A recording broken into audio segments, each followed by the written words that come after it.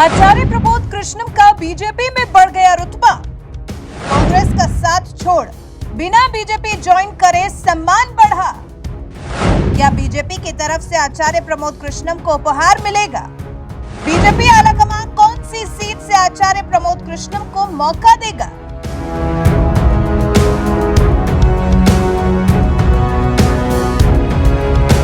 आचार्य प्रमोद कृष्णम प्रियंका गांधी के करीबियों में जिनकी गिनती होती थी, जिनका कांग्रेस से करीब 4 दशक पुराना नाता था, छात्र जीवन से ही जो कांग्रेस के साथ जुड़े हुए थे, उन्हें कांग्रेस ने 6 साल के लिए पार्टी से निष्कासित कर दिया है और अब लगता है जैसे बीजेपी में उनको एक बहुत बड़ा मौका मिलने वाला है।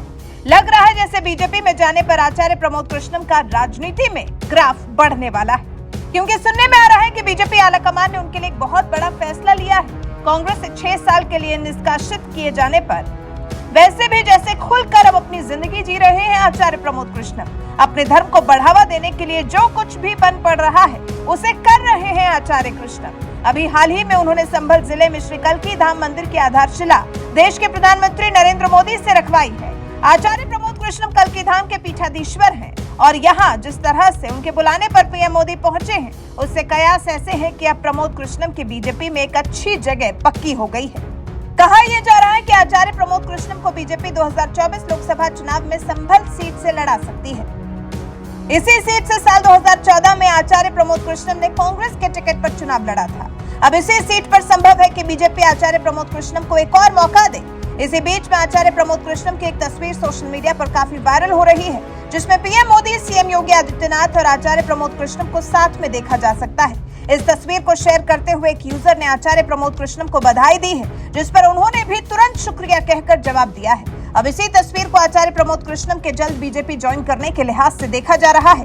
हालांकि अभी आचार्य प्रमोद कृष्णम ने खुद भी या उनके लिए किसी और ने भी औपचारिक तौर पर उनके बीजेपी ज्वाइन करने के बारे में कुछ नहीं कहा है, लेकिन जिस तरह के हालात बन रहे हैं, जिस तरह का राजनीतिक परिदृश्य आचार्य प्रमोद कृष्णम के लिहाज से बदल रहा है, उसे देखकर लग रहा है जैसे ये कभी भी संभव हो सकता है।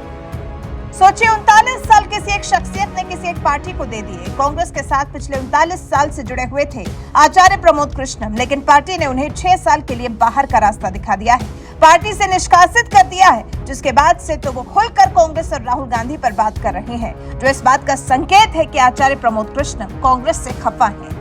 आचार्य प्रमोद कृष्णम ने पिछले कई मौकों पर कांग्रेस को सही रास्ता दिखाने का प्रयास किया।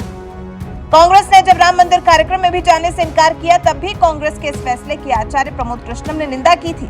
इसके बाद 1 फरवरी को पीएम मोदी से मुलाकात कर आचार्य प्रमोद कृष्णम ने उन्हें कल्की धाम मंदिर की आधारशिला रखने के लिए निमंत्रण दिया। इसके ठीक 10 दिन बाद 10 फरवरी को कांग्रेस ने पार्टी विरोधी बयानबाजी और अनुशासनहीनता वजह बताकर इन्हें 6 साल के लिए पार्टी से बाहर का रास्ता दिखा दिया, जिसके बाद अब आचार्य प्रमोद कृष्णम के बीजेपी में जाने की चर्चाओं ने जोर पकड़ लिया है। बीजेपी उन्हें संभल सीट से टिकट दे सकती है। इस सीट पर पिछली बार हुए लोकसभा चुनाव में बीजेपी को हार का सामना करना पड़ा था। शफीकुर रहमान बर्क यहां से चुनाव जीते थे। ऐसे में लगता है क्योंकि संभल से आचार्य प्रमोद कृष्णम एक मजबूत दावेदार साबित हो सकते हैं, तो उन्हें ही इस बार बीजेपी की तरफ से मौका दे दिया जाए। चलिए उससे पहले संभल का सियासी समीकरण समझ लेते हैं। क्या है संभल का सियासी समीकरण? यूपी की संभल लोकसभा सीट एक मुस्लिम बहुसंख्यक सीट है। यहाँ पर मुस्लिमों की आबादी 70% से भी ज्यादा है। कहा जाता है कि इसी वजह से यहाँ बीजेपी का जीतना मुश्किल दिखाई देता है। पिछले चुनाव में बीजेपी जहाँ इस सीट पर दूसरे नंबर पर रही थी, वहीं संभल सीट पर जीत हासिल करने वाली समाजवादी पार्टी को कुल 55% वोट मिले थे, जबकि बीजेपी के खाते में 41% वोट गए थे। ऐसे में बीजेपी को उम्मीद तो इस सीट से है ही, लेकिन किसी ऐसे प्रत्याशी को उतारने की जिसकी जीत की संभावना सबसे ज्यादा हो। आचार्य प्रमोद कृष्णम अब तक कांग्रेस के टिकट पर 2 बार चुनाव लड़ चुके हैं, लेकिन जीते अब तक एक बार भी नहीं है।